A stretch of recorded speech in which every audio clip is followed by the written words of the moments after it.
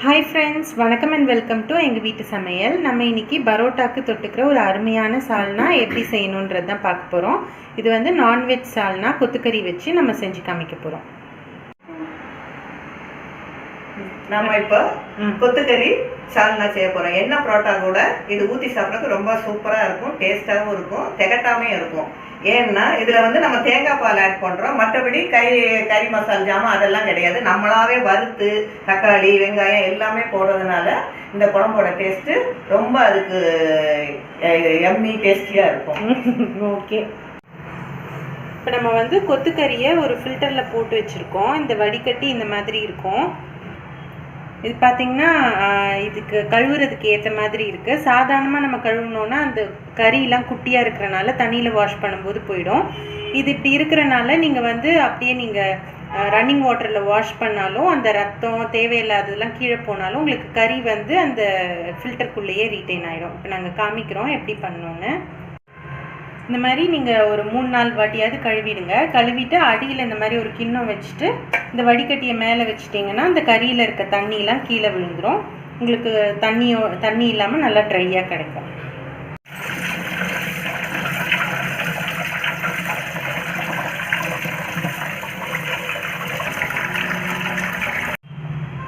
இப்போது நீங்கள் வந்து மஞ்சள் போட்டு இந்த கறியை நல்லா பிரட்டி வச்சுடுங்க. அப்போ தான் உங்களுக்கு வேறு ஏதாவது இருந்தாலும் போயிடும்.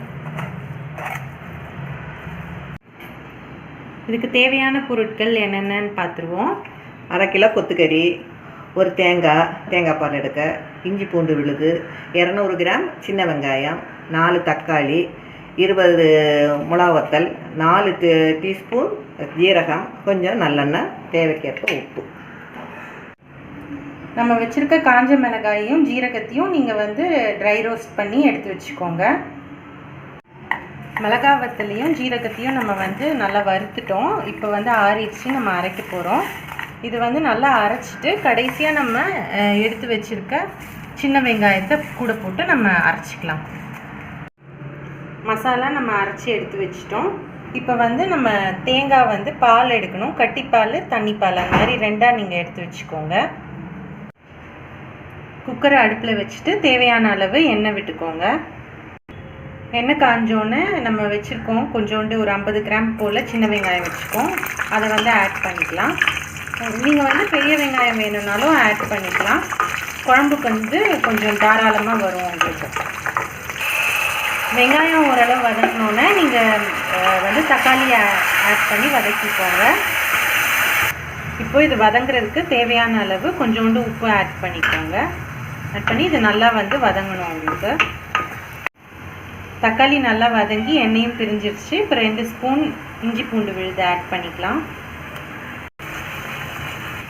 ஓரளவு பச்சை வாசனை போன பிறகு நம்ம அரைச்சி வச்சுருக்க மசாலா ஆட் பண்ணிக்கலாம். இதையும் வந்து நல்லா அந்த வதக்கணும், அந்த பச்சை ஸ்மெல் போகிற வரைக்கும் வதக்கணும். நம்ம வறுத்து தான் அரைச்சிருக்கோம், இருந்தாலும் கொஞ்சம் நேரம் வதக்கணும். நம்ம வந்து உப்பும் தேவையான அளவு போட்டுக்கலாம், மஞ்சத்தூளும் ஆட் பண்ணிக்கலாம். நம்ம மசாலில் வந்து வெங்காயம் பச்சையாக போட்டனால தான் நம்ம வந்து இவ்வளோ நேரம் இதை வதக்குறோம். இப்போ அந்த பச்சை வாசனைலாம் போயிடுச்சு. நம்ம கறியை ஆட் பண்ணிக்கலாம். கறியை ஆட் பண்ணோன்னு கொஞ்சம் நேரம் போட்டு வதக்கிக்கோங்க. இப்போ வந்து கறி நல்லா வதங்கிடுச்சு. நம்ம இப்போது செகண்டாக எடுத்துருக்கோம் இல்லையா தேங்காய் பால், தனி தேங்காய் பால், அதை ஆட் பண்ணிக்கலாம். உங்களுக்கு வேணும்னா நீங்கள் தேங்காய் அரைச்சும் போட்டுக்கலாம். உப்புலாம் செக் பண்ணிவிட்டு இதை மூடி வேக வச்சுருங்க. சவுண்டு வந்து இப்போது ஸ்லோவில் வச்சு 10 நிமிஷம் ஆச்சு. இப்போ நம்ம வந்து நிப்பாட்டிடலாம். இப்போ வந்து நல்லா வெந்துடுச்சு. நம்ம திறந்து பார்ப்போம். நல்லா எண்ணெய் தெளிஞ்சு நல்லா வந்திருக்கு சூப்பராக. இப்போ நம்ம வந்து திக்கான தேங்காய் பால் எடுத்து வச்சுருக்கோம் இல்லையா, அதை வந்து ஆட் பண்ணிக்கலாம். இந்த திக்கான தேங்காய் பால் ஆட் பண்ணியிருக்கோம் இல்லையா, இப்போ வந்து நம்ம அடுப்பை பொருத்திட்டு ஒரு கொதி வந்த உடனே ஆஃப் பண்ணிடணும். கொதி வந்துருச்சு. இப்போ நம்ம இறக்கிக்கலாம். நம்மளோட கொத்துக்கறி சால்னா ரெடி ஆயிடுச்சு. சுவையான கொத்துக்கறி குழம்பு இல்லைன்னா கொத்துக்கறி சால்னா ரெடி ஆயிடுச்சு.